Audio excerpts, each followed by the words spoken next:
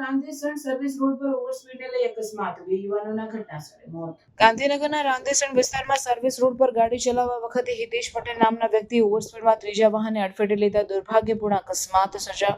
અકસ્માતમાં 3 વાહનો ટક્કર મંજૂર થયા હતા, જેના કારણે 2 લોકોના ઘટનાસ્થળે જ મોત પામ્યા હતા અને 3 લોકો હાલમાં સારવાર હેઠળ છે. આ ગંભીર બનાવને લઈને સ્થાનિક લોકોમાં ચિંતા વર્તાઈ છે.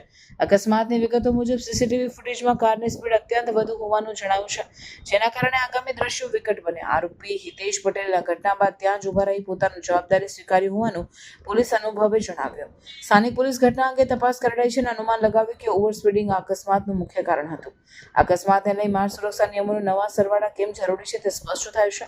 શહેરમાં ગતિ નિયંત્રણ વધારવા માટે માર્ગ પર કડક પગલાં લેવા અને નિયમોનું પાલન કરાવવાનું તંત્ર દ્વારા મજબૂતાઈ સાથે શરૂઆત કરવી મહત્વપૂર્ણ બની છે.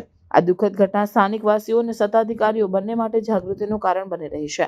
અકસ્માતની તપાસમાં સામે આવતા તમામ પાસાઓને ધ્યાનમાં રાખીને ગાડી ચલાવતા લોકોને જરૂરી સલામત રીતોનું પાલન કરવાની તમાસિક જવાબદારી નિભાવવાની હિંમત બનાવવી રહેશે.